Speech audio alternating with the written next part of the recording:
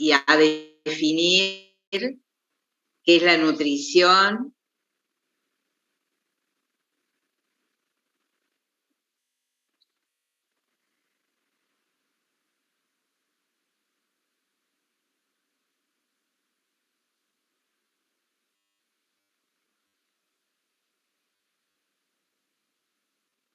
Bueno, ¿pueden ver la diapositiva? Sí, profesora. Sí, profe. Bien. Bueno, con respecto a lo que habíamos visto en la clase anterior, que habíamos hablado de crecimiento y desarrollo, la importancia, es decir, primero diferenciar lo que es el crecimiento, que es el desarrollo, y todo esto va emparentado con la nutrición infantil. Es decir, un niño bien nutrido no solo va a tener un buen crecimiento, sino también un buen desarrollo. En base a esto, yo voy a definir qué es nutrición. Es el periodo de vida más crítico. Desde el momento del nacimiento, la alimentación me va a permitir un neurodesarrollo adecuado, me va a permitir un buen crecimiento y me va a permitir un sistema inmunológico capacitado para poder defenderse de las enfermedades provocadas por bacterias, por virus, por parásitos, etc. Entonces, en la edad infantil es el periodo de la vida crítico en la cual se tienen que establecer esos hábitos nutricionales. A ver, ¿cuál es el hábito nutricional desde el momento del nacimiento? Ese hábito va a depender de la mamá y de estimular a ese niño para que tome la leche materna, que es el mejor alimento en todos los aspectos. La leche materna. Que nosotros lo vemos como, a ver, como que es algo que es simple que se prenda la teta de la mamá. Un niño debería estar capacitado si es un niño que es sano. ¿Por qué? Porque es un reflejo, el de la búsqueda y succión, que es un reflejo primitivo. Es decir, el bebé sale del útero materno y tiene esa capacidad de buscar y succionar. Es un reflejo de supervivencia. La Academia Americana de Pediatría, en 1982, definió los periodos de la alimentación del niño y definió el periodo de lactancia, que yo digo desde el momento del nacimiento hasta los 6 primeros meses de vida, en las cuales el niño tiene que alimentarse pura y exclusivamente de leche materna. Por supuesto que hay situaciones excepcionales en los cuales ese niño no pueda tomar leche materna. Por ejemplo, que la mamá tenga HIV, que la mamá tenga una enfermedad oncológica, que la mamá tenga una patología psiquiátrica en la cual como una medicación que es contraproducente para ese niño, o que la mamá tenga una enfermedad que sea contraproducente dar de mamar. Entonces, a excepciones de que haya una patología en la mamá que no pueda dar de mamar, el niño debe tomar la leche materna. Es el periodo de la lactancia, desde el nacimiento hasta los 6 meses de vida. Después está el periodo transicional, que es a partir de los 6 meses, el niño tiene que continuar con la leche materna, pero aquí ya se agrega la alimentación con las papillas, que es la alimentación complementaria. Es decir, que la alimentación complementaria es la introducción de alimentos distintos a la leche materna, o en el caso que no tome leche materna, fórmula, pero que se agregan otros nutrientes. Ese sería el periodo transicional. Y luego está el periodo del adulto modificado, ¿sí? ¿Hay alguna posibilidad de que el bebé pueda tener alguna alergia a la leche materna? No sé si alguna vez pasó así. No, no hay alergia a la leche materna, pero ya después vamos a hablar de ese tema, pero nunca un niño tiene alergia a la leche de la madre. Lo que sí, hay patologías en las cuales el niño no puede tomar ninguna fórmula láctea ni la leche materna. Pero ya vamos a hablar de enfermedades metabólicas, que ese es otro tema. Pero desde ya les aviso que no existe la alergia a la leche materna. No puede existir la alergia a la leche materna porque es la leche de nuestra misma especie. La leche de vaca sí se puede ser alérgico porque es heteróloga, es de otra especie. ¿Me entienden? Bueno, después de este tema lo vamos a seguir tocando. Bueno, profe, muchas gracias.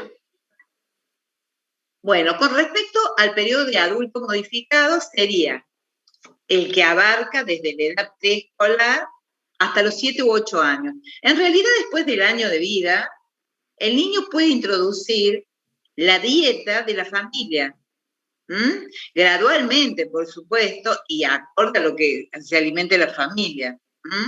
Pero a partir del año de vida ya comenzamos con otro tipo de dieta, pero todo tiene que ser gradual, y además para ir viendo cómo responde ese niño a los distintos componentes dietéticos.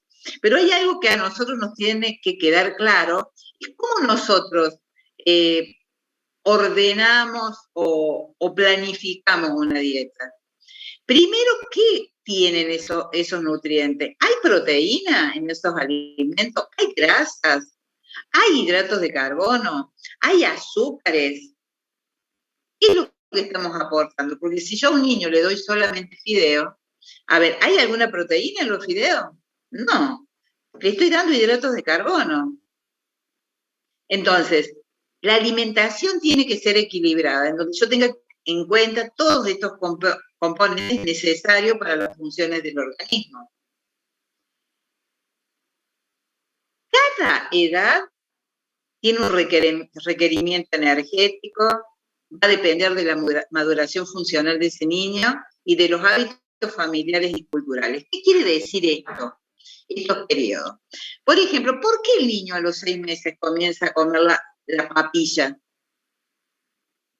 Comienza a los 6 meses porque recién está preparado desde el punto de vista del neurodesarrollo, primero para mantener el tronco, para poder deglutir, porque el mecanismo de llevar el bolo alimenticio y poder deglutirlo es todo un mecanismo complejo desde lo neurofisiológico. Entonces, el niño recién a los 6 meses está preparado. Y después, ¿cómo está preparado el sistema digestivo para poder absorber esos nutrientes? Por eso es que hablamos que esos periodos tienen que ver con la edad, porque en base a la edad son los requerimientos energéticos, la maduración funcional y tiene que ver con los hábitos familiares. A ver, si un niño está en una familia en donde comen alimentos no adecuados, alimentos en donde no hay verduras, en donde no hay fruta, en donde toman gaseosas, en donde comen alimentos azucarados, que se basan en hidratos de carbono, ¿qué es lo que le va a gustar a ese niño? ¿Le va a gustar la verdura? ¿Le va a gustar la fruta? No, para nada. Le va a gustar todos esos alimentos que tal vez, es decir, no de que tal vez, que desde el punto de vista nutricional no son adecuados. Por eso hablamos de los hábitos culturales y familiares. Cultural, a ver, hay grupos grupos indígenas en donde tienen alimentaciones a base de maíz, a base de alimentos que no son nutritivos, que tal vez sí tengan calorías, buenas calorías, pero no son, son hipoproteicos, hipocalóricos, pero es cultural. ¿Cómo cambiamos a eso? Nosotros tenemos que tener en cuenta esto, adaptarnos y sugerir maneras de alimentar. Por ejemplo, ¿es común que en las familias consuman brócoli? En la gente común. Gente común. No. Brócoli. No. No. No. Yo de pronto agarro y le digo, mire mamá, le va a cocinar brócoli, le va a poner crema para aumentar las calorías, le va... A ver, como médico nos tenemos que situar en la realidad. Y en la realidad que va a ser diferente acorde a donde estemos trabajando. Por ejemplo, yo les voy a dar dos situaciones. Yo atiendo niños en la parte pública y atiendo niños en la parte privada. En cada uno de los lugares yo me sitúo de manera diferente. ¿Por qué me sitúo y tengo una mirada diferente? Porque tengo que respetar la realidad social de cada uno y cuáles son las capacidades económicas y cómo es la cultura de esa familia. Por ejemplo, en la parte privada sí puedo decir, mira, le vas a hacer brócoli, le vas a poner crema, queso de rallar, pero esto no lo puedo llevar a la parte pública, donde sé que el niño ¿qué come? Come fideo y polenta todo el día. Entonces, por eso es que nosotros como médicos tenemos que ser realistas de las situaciones y del hábitat en donde se desarrolla ese niño. ¿Se entiende? Sí, profe. Y en esto se deben integrar, primero, nosotros tenemos que saber los conocimientos sobre los requerimientos nutricionales que debe tener cada niño acorde a la edad. La maduración neurológica, si yo de pronto tengo un chiquito que tiene 1 año, pero que tiene un retraso neuromadurativo, yo no puedo pedirle a esa mamá que le dé la comida que comen ellos. Ese niño seguramente, si tiene dificultades al tragar y que hace microaspiraciones, yo le voy a solicitar que le sigan haciendo preparaciones licuadas, espesas, y que tenga que haber determinados mecanismos para poder incorporarle los nutrientes. Hay niños, por ejemplo, con retrasos neuromadurativos tan severos que solamente se pueden alimentar con sondas nasogástricas siliconadas. Entonces, nosotros tenemos que habituar y determinar los alimentos en base a la maduración neurológica de ese niño. Ver las características de los alimentos. Y además de esto, que es todo fisiológico, nutritivo, esta cuestión de los factores afectivos que influyen en la alimentación es muy importante. Cuando el niño se alimenta y cuando comienza a alimentarse, es fundamental que haya mucha paciencia, que tenga la mamá la capacidad de esperar a ese niño cuando comienza a alimentarse, que al principio lo más probable es que tire todo el alimento porque está aprendiendo a sentir los diferentes sabores y la textura de los alimentos, se tiene que habituar a aceptar y la mamá tiene que tener paciencia. En algunas situaciones, los niños no quieren comer. Y cuando el niño no quiere comer, uno se tiene que preguntar por qué no come, por qué no quiere comer. Porque hay que ver qué es lo que pasa en ese momento. Cuando el niño no quiere comer, la mamá no le dará una cachetada porque no quiere comer, o no le hará un zamarrón, es decir, que lo golpea, lo pone mal porque no quiere comer, y le agarra de los pelos. ¿Ustedes qué piensan? ¿Que esto se puede dar o no? Sí, Doc. Sí, profe. Totalmente. Sí, profe. Me pasó. Totalmente. O a veces también cuando los obligan a los niños a comer, después ya no O quieren los comer. obligan a comer cosas que los niños no quieren. Por ejemplo, a ver, cada uno tiene que pensar, yo siempre le digo a las madres, ustedes tienen que pensar qué es lo que les gustaba a ustedes. ¿Y qué es lo que cómo se ponían ustedes cuando les querían dar algo que no les gusta? Por ejemplo, a mí no me gustaba tomar leche. A ver, si a mí no me gustaba y a mí me daban leche, me daba asco. ¿Y por qué tenía que tomar leche? Si yo no quería tomar leche. O por ejemplo, que me diesen una comida que no fuera blanca. ¿Por qué? Cuando sos chiquito no querés comer salsa, no querés comer cebolla, no querés comer... Hay una serie de cosas que no querés comer. Pero las madres, por lo general, se olvidan de lo que no les gustaba a ella y quieren que los niños coman todo. Estas situaciones, como médicos, lo tenemos que hacer ver, porque así empiezan los problemas. Les diría yo que de las consultas, si yo tengo que hacer una encuesta, el mayor problema es cuando las madres vienen y me dicen, doctora, ¿me puede dar alguna vitamina a mi nene para que coma? Porque no quiere comer nada. Primero que para estimular el apetito es una mentira que las vitaminas estimulan el apetito. Es una mentira absoluta.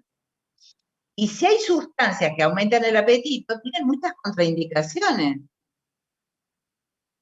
Entonces, yo no doy, porque digo, por algo no come. ¿Por qué no come? ¿Qué es lo que pasa que no come?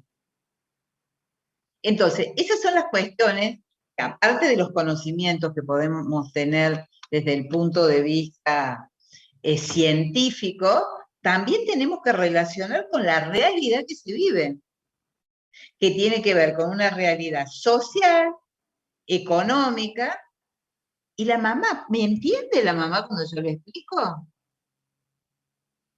La mamá entiende cuando yo le digo cómo prepara los alimentos. La mamá entiende cómo le tiene que dar de comer. Porque aunque ustedes no crean, hay mucha incapacidad de entender los mensajes. Entonces tenemos que reducir todo nuestro vocabulario y nuestra forma de hablar para que los padres entiendan. Por ejemplo, hay palabras propias de culturales.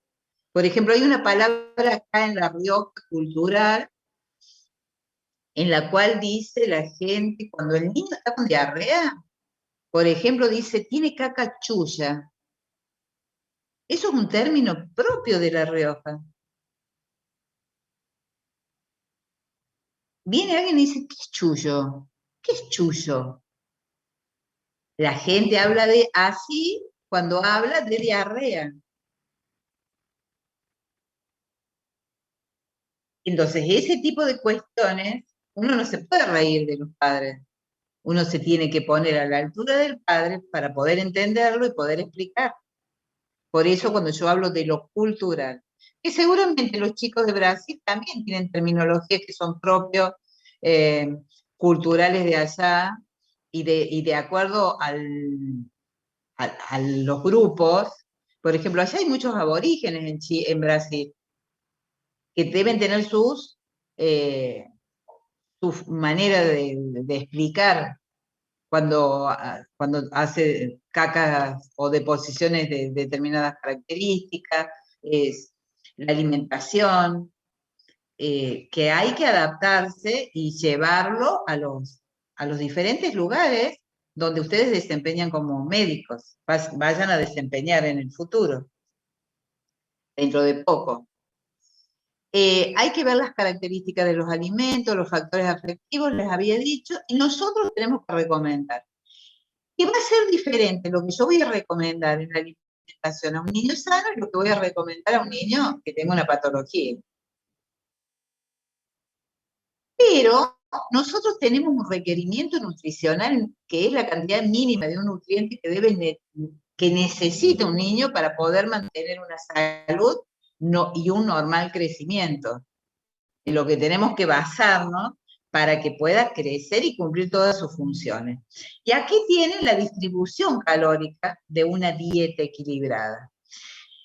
El porcentaje de proteínas que deben incorporar es entre un 7 a un 10%.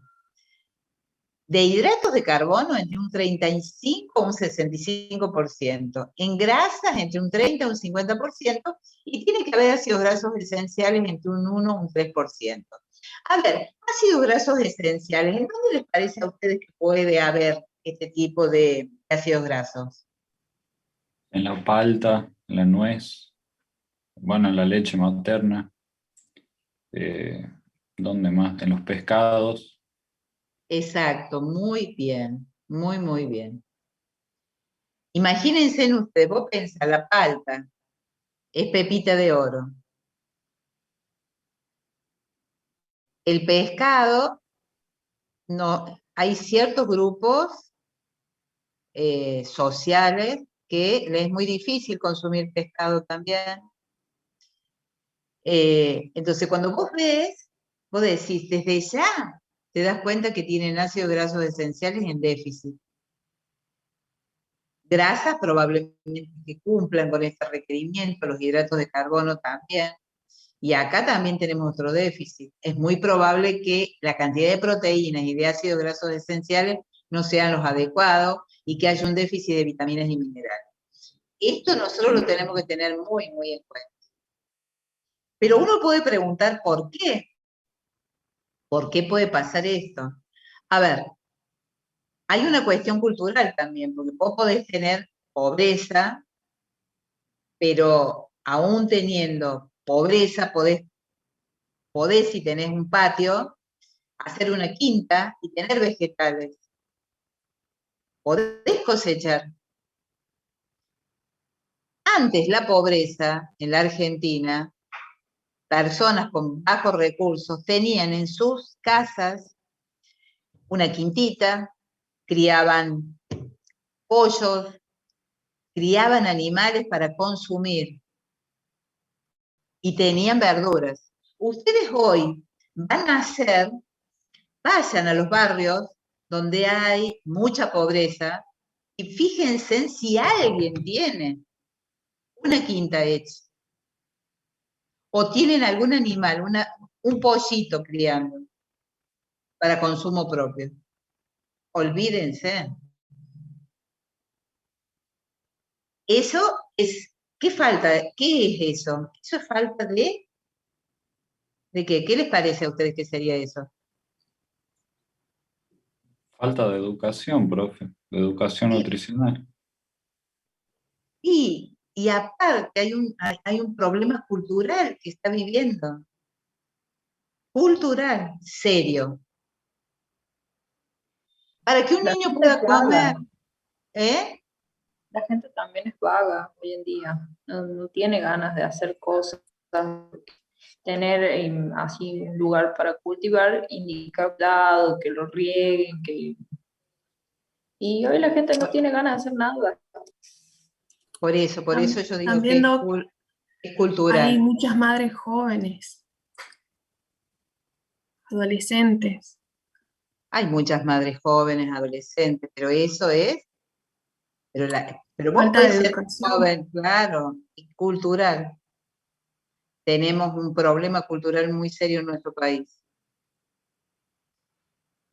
Las funciones digestivas para que nosotros podamos indicar alimentación en los niños tiene que ver, a ver, el niño cuando nace lo que tiene desarrollado es la succión. Entonces lo único que puede es alimentarse a base de succión, no tiene la capacidad de deglutir sólidos. Pero a partir del cuarto, quinto, sexto mes, es donde está preparado para deglutir sólidos, porque aparte tiene movimientos masticatorios que son reflejos, no es porque él es consciente. Recién entre el séptimo y noveno mes, ahí sí ya puede. Hay niños que al sexto mes ya tienen los primeros dientecitos, hay otros que le aparecen a los 8 meses, hay otros que aparecen al año recién los primeros dientes, pero lo habitual es que el sexto y el séptimo mes aparezca, más que los movimientos de destrucción de la lengua que han desaparecido, ya le permite alimentarse de otra manera. Aparte, nosotros tenemos que tener en cuenta el vaciado gástrico, que va a estar influido por las proteínas, por las grasas, y la leche materna, que seguramente hoy uno de ustedes tenía para preparar esto, leche materna. La leche materna se caracteriza porque se vacía en dos fases. Una que es muy rápida y otra que es mucho más lenta. Pero, por eso el niño que toma leche materna es un niño que tal vez cada media hora está tomando leche. Porque es tan rápida la absorción que entonces eso le permite permanentemente estar tomando leche materna. En cambio, el niño que toma fórmula, al ser un vaciado muy lento, y el niño toma y de pronto queda como saciado porque están lenta la absorción, que queda realmente como una pelota, digo yo siempre de manera vulgar, como una pelota que siente una distensión, que está lleno, porque no se absorbe. Y este ritmo de vaciado gástrico, realmente, ¿cuándo llega a la normalidad? Aproximadamente a los 9 meses de vida. Y teniendo en cuenta esto del vaciado, muchas mamás creen que el niño, la leche de ella no lo alimenta, porque el niño quiere tomar a cada media hora. En cambio, con la fórmula, el niño pasa 3 horas entre una mamadera y otra. Pero los padres, como médicos, nosotros le tenemos que explicar que en realidad eso es un concepto equivocado, porque el niño toma cada 3 horas la fórmula porque es muy lenta la absorción y le provoca muchos cólicos, muchos dolores tipo cólico. En cambio, la leche materna se absorbe rápidamente, no provoca cólicos y es nutritiva. Y tiene todos los nutrientes en porcentajes ideales. Además de eso, tenemos que tener en cuenta la actividad de las enzimas, como la tripsina, la quimiotripsina y la lipasa, que están presentes, por supuesto, desde el momento del nacimiento, pero que realmente está en su mayor actividad a medida que va creciendo. Con respecto al intestino, a ver, el intestino, desde el punto de vista bioquímico, no está maduro inmediatamente al nacer, sino que a medida que van pasando los meses, cuando aumenta esa capacidad de absorción de los nutrientes. Nosotros tengamos en cuenta el sistema de absorción, la bomba sodio-potasio, que realmente alcanza su mayor capacidad al año de vida. Y otra de las cosas importantes a tener en cuenta es la tolerancia inmunológica por ejemplo, a los diferentes tipos de proteínas. Si yo a un niño le doy leche en fórmula, o una fórmula y no le doy leche materna, esas son proteínas heterólogas, entonces estoy estimulando el sistema inmunológico para que desconozca esas proteínas y se produzca una alergia. A ver, puede pasar que el niño solamente tome leche materna, pero la madre consume lácteos y le pasa al niño a través de la leche materna esta leche de vaca que tiene proteínas heterólogas y provoca en el niño una reacción también alérgica, que muchas veces puede creer que es la leche materna. No, es la leche de vaca que consume la mamá y que le provoca al niño una reacción alérgica. Pero no es a la leche de madre, sino a la leche que consume la madre. ¿Se entendió eso? Sí, doc. Sí, doc. Con respecto a la barrera intestinal, es la que constituye una defensa contra todas las agresiones antigénicas. La alimentaria es la principal. Actúa evitando que las bacterias ingresen al organismo, que sea absorbido y que pasen al torrente sanguíneo, los virus y los parásitos. El niño que toma leche materna no tiene parásitos, porque tiene la principal barrera. Diferente es cuando consume fórmula láctea, aunque sea la mejor fórmula láctea. Otra de las características es la hipoacidez gástrica del lactante pequeño, hay disminución de sales biliares y motilidad, que esto hace que sea mucho más fácil que tenga reacciones alérgicas a la proteína heteróloga al darle una fórmula. Otra de las funciones importantes y muy importantes es la función renal.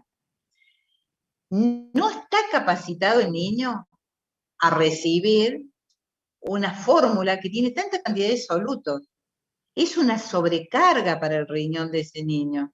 Diferente es si consume la leche materna, que no tiene esa sobrecarga de solutos. Y no es solamente la leche, sino la cantidad de leche. Ustedes piensen que un niño cuando nace es inmaduro en todas sus funciones. Es inmaduro en su función digestiva, es inmaduro en su función renal. Entonces podemos provocar un daño a nivel renal, porque no tiene una filtración glomerular como corresponde. Entonces tenemos que ser cuidadosos con la cantidad de agua y la cantidad de soluto, que es lo que más puede llegar a dañar a ese riñón. Bueno, acá hacemos un repaso. En el periodo entonces intrauterino, nosotros sabemos que ya a las 28 semanas el niño tiene la capacidad de succión. Entre las 33 y 36 semanas tiene la capacidad de succión y de deglución, intraútero. El líquido amniótico, ¿qué es lo que hace el niño? Traga y deglute el líquido amniótico. Al nacer está el reflejo de búsqueda y succión. Al cuarto mes hay una succión totalmente voluntaria y va desapareciendo aquí esa protrusión lingual. El niño cuando nace saca la lengua, y tiene incluso una lengua más grande que la capacidad de la boca. Por eso hay niños, por ejemplo, el síndrome de Down es un niño que se caracteriza por tener una gran lengua, por eso tiene la lengua afuera. Pero en un niño sin síndrome de Down, ustedes miren y observen que el recién nacido tiene bastante con frecuencia la lengua afuera. Pero a medida que van pasando los meses, esto ya se soluciona. Al quinto mes controla cabeza y cuello, al sexto mes controla todo el tronco, está en condiciones de comer semisólidos. Y ya 8 meses tiene la capacidad de masticación, y a partir del 9º mes en adelante ya puede tomar los alimentos, llevárselos a la boca, ya se le puede dar trozos, ya no es necesario dar papillas. A ver, la alimentación tiene que ver con los afectos, que es lo que le decía yo. Para que una mamá, para que ese alimento de ese niño recién nacido sea efectivo, la mamá tiene que tener ganas de dar de mamar. Si la madre rechaza dar de mamar, hay que respetar, porque hay algo psicológico en la madre que no le permite dar de mamar. No hay horarios tomando la teta. Se toma cuando el niño quiere, a demanda. La posición del niño para mamar es la que él se sienta más cómodo. Y esto va a permitir una relación madre y hijo que va más allá de lo nutricional. Tiene que ver con lo psicológico, con la capacidad de resiliencia que puede tener ese niño en el futuro. Cuando un niño rechaza los alimentos, a ver, ¿cómo lo puede manifestar? Vomitando. Todo lo que come lo vomita. O con regurgitaciones. Es decir, se alimenta y después hay un pequeño reflujo, que puede ser eliminado, como puede producirse reflujo y broncoaspiraciones. La pica, comen cualquier cosa menos comida. O que el niño tenga diarrea, o que tenga constipación, o la anorexia. Es decir, que serían todos situaciones o síntomas que nos hablan de rechazo alimenticio. Bueno, la alimentación, lo que es leche materna, lo vamos a dejar para que lo hable después sus compañeros. Acá están, bueno, esto lo vamos a dejar, la lactancia artificial también, papillas. ¿Qué hora es, chicos? ¿Tienen hora? ¿Cuál es? 17:41. 6 menos 20. 6 menos 20, bien. No, estamos todavía. Las leches yo las voy a dejar. Disculpen un ratito que está mi teléfono sonando.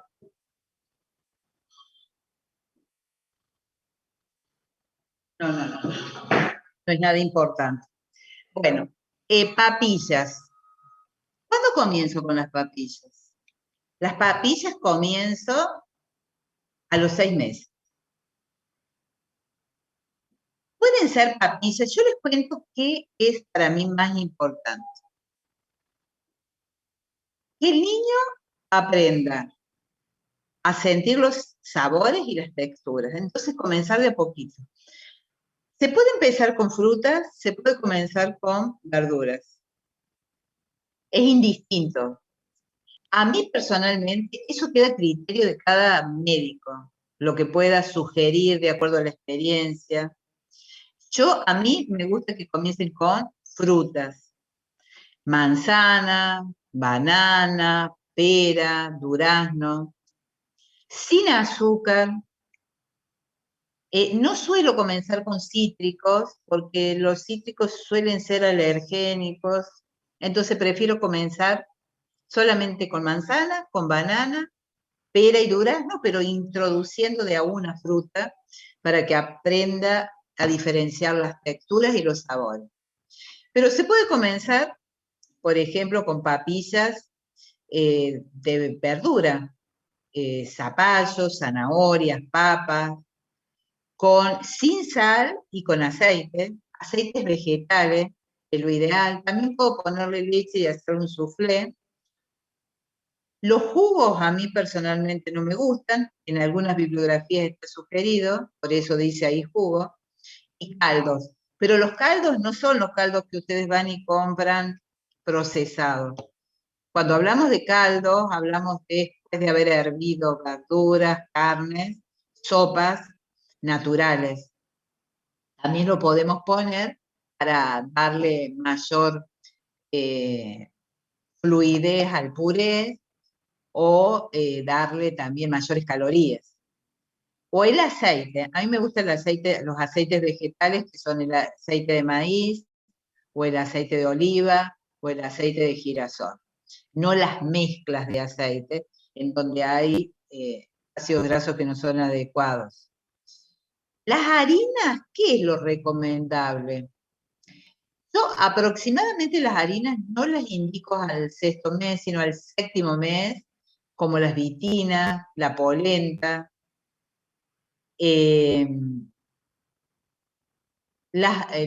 también al séptimo mes las lentejas, los porotos, que son muy ricos en vitaminas, en minerales, en hierro. Las papillas de fruta, que es lo que yo hablaba, que es lo que más me gusta, comenzar. Grandes depósitos de almidón, tienen, ¿qué es lo que tienen? Monosacáridos, ¿qué serían? Hidratos de carbono. ¿Son hidratos de carbono? Tienen vitaminas, vitamina A, vitamina B, vitamina C. Aquí con respecto a los edulcorantes o jugos cítricos, esto, azúcares ninguna, ni edulcorantes ninguno, que sea el azúcar natural de la fruta.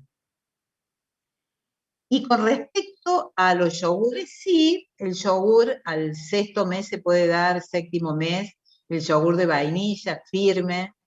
A medida que van creciendo podemos ir agregando con frutas, pero lo tenemos que ir haciendo todo muy despacito, como vamos dando los semisólidos, cómo vamos agregando los nutrientes. Todo tiene que ser, y para ir viendo la tolerancia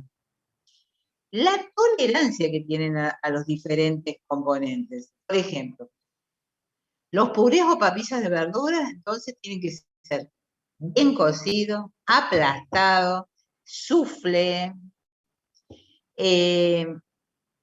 Las carnes, siempre bien cocidas. Puede ser carne de vaca, carne de pollo, puede ser hígado. Pescado no al principio.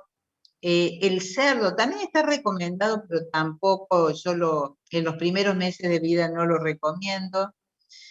Y la carne nunca puede ser jugosa, tiene que ser bien cocida. Y otra de las recomendaciones que hasta los 4 o 5 años de vida, yo no recomiendo la carne molida. Ninguna comida con carne molida, ninguna.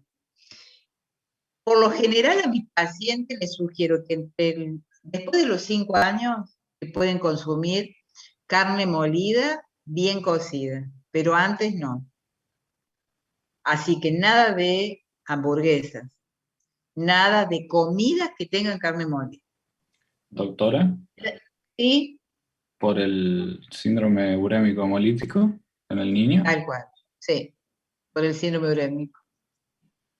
Tengo una pregunta en relación al pescado, profe, ahí. Yo soy el que tenía que dar la clase de leche materna Y anoche estaba leyendo y decía que no es recomendable que la madre que está dando de mamar consuma pescado tampoco. ¿Eso es Por eso cierto? les digo, es medio relativo, es relativo. Depende de dónde vivas también, ¿eh? Porque si vos vivís en un lugar donde, al lado del mar, donde hay mucho pescado fresco, no hay problema. El problema es que los lugares que estamos lejos del mar, en donde son todos productos congelados y de mucho tiempo, es diferente, hay mayor riesgo. Claro, Lo que sí claro. yo no recomiendo es los pescados envasados, por ejemplo, enlatados. Bien, Ningún, ni pescado, ni, ni ningún otro producto de mar enlatado no es recomendable. bien. Los lactínicos, por ejemplo, sí es recomendable, por ejemplo, prepararle un puré y poder ponerle crema de leche. O agregar crema de leche a los preparados en aquellos niños que están con problemas calóricos, con bajo peso, yo es algo que utilizo mucho. ¿Mm? Pero en niños de qué edad, 8 meses, 9 meses, y que tengo la seguridad que no tiene alergia a la proteína de la leche de vaca, al igual que la manteca. ¿Mm? Los quesos, al igual que la crema, ser muy cuidadoso, a quién se los indico, pero son alimentos que me dan calorías, le da sabor a la comida, y es algo que utilizo. El yogur, todo esto, todo lo que tenga que ver con lácteos, previo a asegurarme de que no tiene problemas ese niño con la proteína de la leche de vaca. El huevo, sí, más o menos a los 8 o 9 meses yo recomiendo el huevo hervido y empezar primero con la clara y luego con la yema. ¿Mm? Bueno, esta es la pirámide de alimentos. Aquí están algunos de los contenidos. ¿A partir de qué mes era recomendable incorporar la carne?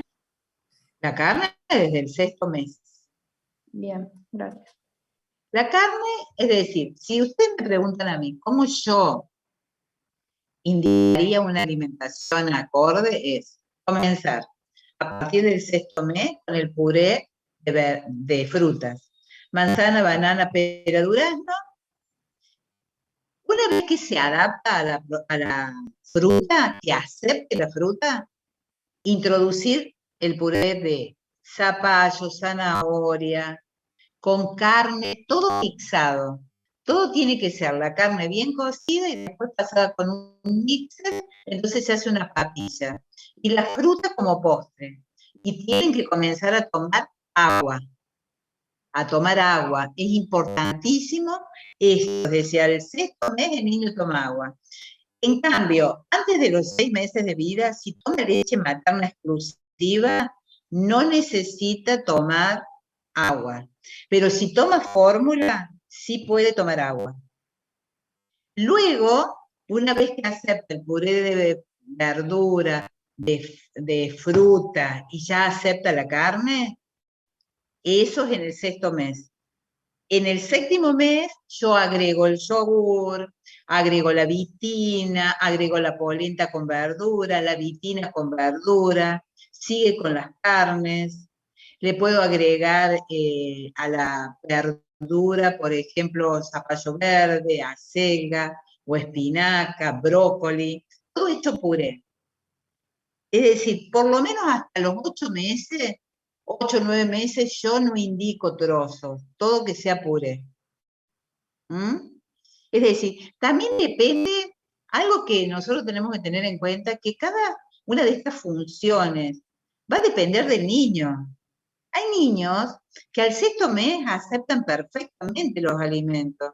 Hay otros niños que tienen 9 meses y no logramos que coman más de 5 cucharadas de puré y de fruta. Depende de cada niño y depende del estado nutricional de cada niño.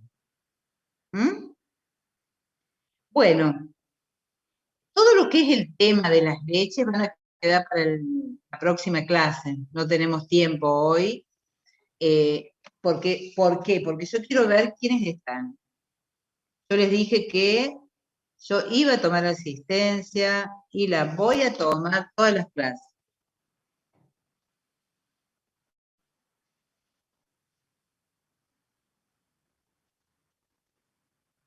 A ver. Son 19 hoy.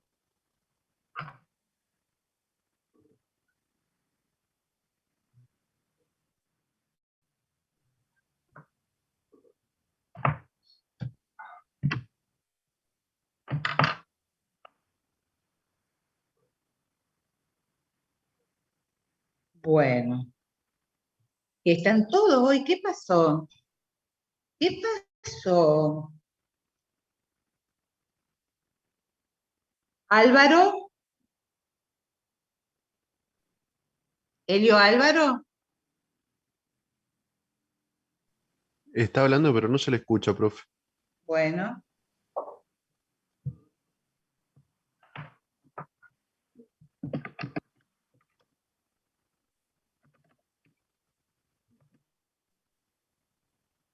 Elio Álvaro, no se te escucha.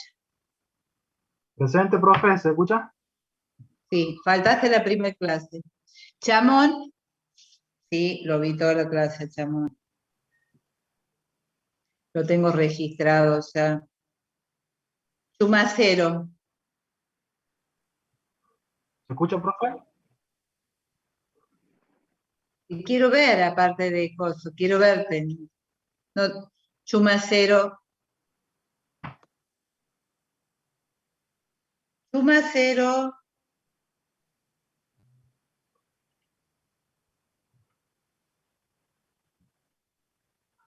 Chumacero.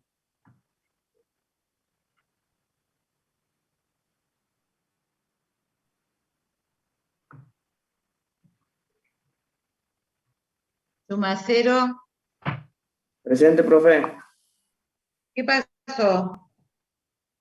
No, es que justo hoy, bueno, yo soy Jujuy, tuve que llevar a mi papá al CAPS que vacunaban a gente mayor de 40 años, profe. Así que recién llegué. Volker. Presente, doc. Estuviste ausente los otros días. Sí, se me había cortado el internet. 5, a ver. Flores. Presente, profe.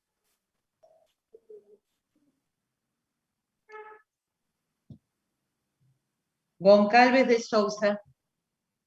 Presente, profe. Vamos a terminar con leches para ver si podemos comenzar con desnutrición.